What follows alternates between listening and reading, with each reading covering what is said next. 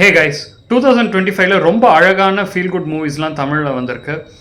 Tourist family ஆகட்டும், நல்ல ஒரு மெசேஜோட டிராகன் படம் ஆகட்டும், லாஸ்ட் வீக் ரிலீஸ் ஆன லவ் மேரேஜ், அதுவும் ஒரு ரொம்ப யதார்த்தமான ஒரு சூப்பரான கேஷுவல் லவ் ஸ்டோரி, ரொம்ப பியூட்டிஃபுல்லாக இருந்தது பார்க்குறதுக்கே.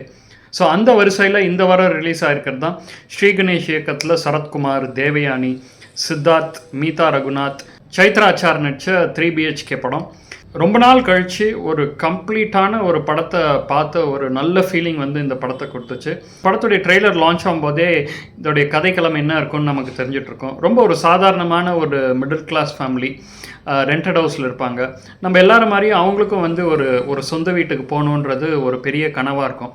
ஸோ அந்த கனவை அடையிறதுக்குள்ளே என்னென்ன மாதிரி பிரச்சனைகள் அவங்க ஃபேமிலியில் வருது, ஃபேமிலியாக அந்த பிரச்சனைகள்லாம் எப்படி ஃபேஸ் பண்ணுறாங்க, என்னென்ன மாதிரி தியாகங்கள் நடக்குது, என்னென்ன மாதிரி லெசன்ஸ் ஒவ்வொருத்தர் கற்றுக்குறாங்க.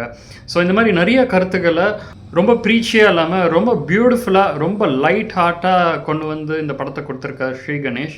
ஸோ அப்படி என்ன இந்த படத்தில் சூப்பராக இருக்குது, இன்னும் என்ன பெட்டராக பண்ணியிருக்கலாம் அப்படின்னு சொல்லிட்டு நம்ம இந்த ரிவ்யூவில் டீட்டெயிலாக பார்க்கலாம். அதுக்கு முன்னாடி சேனலை சப்ஸ்கிரைப் பண்ணாதவங்க சப்ஸ்கிரைப் பண்ணிக்கோங்க.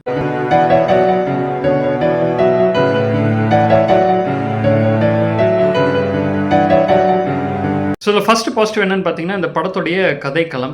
ஸோ இந்த படம் வந்து ஒரு சொந்த வீடு 3BHK உள்ள ஒரு வீடு வாங்கணும் அப்படின்றது பேஸ் பண்ணி இருந்தாலும், பட் அதில் அண்டர்லைங் இமோஷன்ஸ் வந்து நிறைய விஷயங்களை டச் பண்ணியிருக்கு.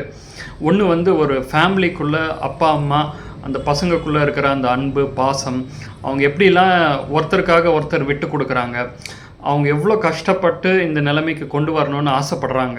ஸோ அந்த மாதிரி நிறைய விஷயங்களை வந்து படம் முழுக்க அழகான சீன்ஸில் டைரக்டர் காமிச்சிருப்பார். நிறைய மெசேஜஸை இந்த படத்தில் சொல்லாமல் சொல்லியிருப்பார் டைரக்டர். ஃபார் எக்ஸாம்பிள், அப்பா அம்மா வந்து கண்டிப்பாக பசங்களுடைய நல்லதுக்காக தான் யோசிப்பாங்க. பட் சில டைம் வந்து அது எப்படி அவங்க பசங்களுக்கு செட் ஆகாமல் போகுது. இந்த படத்தில் கூட சித்தார்த் வந்து மெக்கானிக்கல் இன்ஜினியரிங் படிக்கணும்னு நினைப்பாங்க. பட் ஐடி தான் ஃப்யூச்சர்னால நீ ஐடி எடு அப்படின்னு சொல்லிட்டு அப்பா சரத்குமார் சொல்வார். பட் கடைசி வரைக்கும் அந்த இடத்துல இவர் ஃபிட் ஆகாத மாதிரியே இருப்பார். ஸோ அந்த மாதிரி விஷயங்கள் ஆகட்டும்.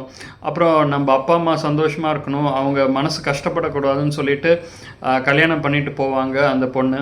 ஸோ அங்கே நடக்கிற கொடுமைகள் அதெல்லாம் எப்படி அவங்கக்கிட்ட சொல்ல முடியாமல் தவிக்கிற அந்த விஷயமாகட்டும். அப்புறம் அந்த ஃபேமிலியில் ஒருத்தர் மேலே ஒருத்தர் இருக்கிற அன்புனால அவங்க லைஃப்பை வந்து எவ்வளோ தூரம் சாக்ரிஃபைஸ் பண்ண ரெடியாக இருக்காங்கன்ற விஷயங்கள், அதெல்லாம் வந்து அவ்வளோ அழகாக காமிச்சிருப்பார் டைரக்டர். அதுக்கப்புறம் பெரிய பாசிட்டிவ் பார்த்திங்கன்னா, இந்த படத்தில் நடிச்சிருக்கிறவங்களுடைய பர்ஃபார்மன்ஸ். சித்தார்த்துடைய 40th movie.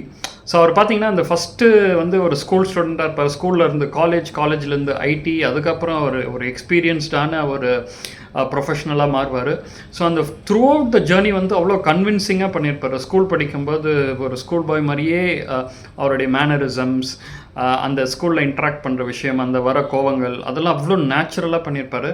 ஸோ அதே மாதிரி வந்து இந்த ஐடி கம்பெனியில் ஒர்க் பண்ணும்போது அந்த பாஸோடு நடக்கிற இன்ட்ராக்ஷன்ஸு, ஒரு கோபமான இளைஞன் என்னென்ன பண்ணுவான், இந்த ஃபேமிலிக்காக இதெல்லாம் பொறுத்திருக்கணுமேன்றதை வந்து அவ்வளோ பியூட்டிஃபுல்லாக ஃபேஷியல் எக்ஸ்ப்ரெஷன்லேயும் சரி, அவர் கண்ணுலேயும் சரி, பாடி லாங்குவேஜ்லேயும் சரி. So through out the movie சூப்பரான ஒரு ஆக்டிங் பர்ஃபார்மன்ஸை கொடுத்துருக்காரு சித்தார்த். அப்புறம் மீதா ரகுநாத், சித்தார்த்துடைய தங்கச்சி, அவங்க குட் நைட்டில் நடித்தவங்க, அவ்வளோ அழகான ஒரு பர்ஃபார்மன்ஸு.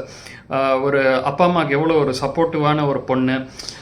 ஸோ அவங்களுடைய பிரதருக்காக அவங்களுடைய ஸ்டடீஸையே சாக்ரிஃபைஸ் பண்ணுற அந்த நல்ல குணம், இந்த மாதிரி வெரைட்டி ஆஃப் இமோஷன்ஸை பியூட்டிஃபுல்லாக கன்வே பண்ணியிருப்பாங்க மீதா ரகுநாத். அதுக்கப்புறம் படத்தில் எனக்கு ரொம்ப பிடிச்ச பர்ஃபார்மன்ஸ் வந்து சைத்ரா ஆச்சார். அவங்க வந்து இந்த சப்தசாகர தாச்சே எல்லோவில் பி சைட் அந்த படத்தில் நடிச்சிருப்பாங்க. ரொம்ப பியூட்டிஃபுல்லான ஒரு பர்ஃபார்மன்ஸ், ரொம்ப ஒரு ஸ்ட்ராங்கான சப்போர்ட்டிங் கேரக்டர் இந்த படத்தில் எழுதியிருக்கிறது. சித்தார்த் ஸ்கூலில் இருந்தாகட்டும், அவர் லைஃப் லாங் அவர் கூட எப்படி வராங்க, அந்த அவங்க வர சீன்ஸே அப்படியே அந்த ஸ்க்ரீனே ரொம்ப பிரைட் ஆகிடுச்சு. அவ்வளோ பியூட்டிஃபுல்லான ஒரு எக்ஸ்ப்ரெஷன் கொடுத்து ஒரு சப்போர்ட்டிவ் ரோலை வந்து சூப்பராக பண்ணியிருக்காங்க சைத்ரா. அதுக்கப்புறம் சரத்குமார், தேவயானி, இவங்களாம் வெட்ரன் ஆக்டர்ஸ். அவங்க என்ன ரோல் பண்ணணுமோ அது அழகாக பண்ணியிருக்காங்க. நடுவில் வந்து யோகி பாபுடைய காமெடி, ஸோ அதெல்லாம் கூட ரொம்பவே நல்லா சூட்டாக இருந்தது. அப்புறம் இந்த படத்தோடைய மியூசிக், இது வந்து ஒரு இமோஷ்னலான லைட் ஹார்ட்டட் மூவினால கண்டிப்பாக சீன்ஸை எலிவேட் பண்ணுன்னா அதுக்கு ஏற்ற மாதிரி ஈக்குவலண்ட்டான மியூசிக் இருக்கும். ஸோ மியூசிக் யாருன்னு பார்த்தீங்கன்னா அம்ரித் ராம்நாத்னு சொல்லிட்டு. ஸோ இவருடைய பேக்ரவுண்ட் ஸ்கோர் ஆகட்டும், அந்த ஒவ்வொரு பாட்டு ஒரு ஒரு பாட்டு வந்து இன்ஸ்பிரேஷன் பாட்டாக இருக்கும். அவர் வந்து இன்டர்வியூ போய் எப்படி கிராக் பண்ணுறாரு, அந்த படிக்கும்போது இருக்கிற அந்த பாட்டை வந்து அவ்வளோ பெப்பியாக சூப்பராக காமிச்சிருப்பாரு மியூசிக் டைரக்டர். அதுக்கப்புறம் ஒவ்வொரு சீனுக்கும் ஃபர்ஸ்ட் ஹாஃப்லேருந்து செகண்ட் ஹாஃபில் ஒரு கனெக்ஷன் கொடுத்துருப்பாரு. ஸோ அந்த த்ரெட்லாம் அவ்வளோ அழகாக காமிச்சிருப்பாரு டைரக்டர். ஃபார் எக்ஸாம்பிள் சரத்குமார் வந்து ஃபஸ்ட்டு ஒரு விஷயம் நம்ம வீடு கட்டினா இருக்கணும் அப்படின்னு சொல்லிட்டு நினைப்பார். அதை வந்து கிளைமேக்ஸில் அவருடைய பேத்தி எடுத்துன்னு வந்து கொடுப்பாங்க. ஸோ அந்த சீன் ஆகட்டும். அப்புறம் சித்தார்த்தும் சைத்ராவும் அந்த ஐஸ்கிரீம் சாப்பிடணும் அப்படின்னு சொல்லிட்டு ஒரு சீன் இருக்கும். ஸோ அந்த ஐஸ்கிரீம் வச்சு இன்னொரு சீன் வந்து சப்சிக்வெண்ட்டாக அவங்க கல்யாணத்துக்கு முன்னாடி நடக்கும். ஸோ அதை கனெக்ட் பண்ண விதமாகட்டும். யோகி பாபு வந்து ரொம்ப காமெடியாக வீடு வாங்கிறதுக்கு முன்னாடி ஒரு சீனும், கடைசியாக வீடு வாங்கி முடிச்சம்போது ஒரு சீனும் இருக்கும். ஸோ அதை கனெக்ட் பண்ண விஷயங்கள் அதெல்லாம் ரொம்ப லைட் ஹார்ட்டாக ரொம்ப அவ்வளோ என்ஜாயபிளாக இருந்தது அது ஸ்க்ரீனில் பார்க்கும்போது. பார்த்திங்கன்னா கடைசி சீனில் வந்து கிரகப்பிரவேசம் சீன் ஒன்று இருக்கும்.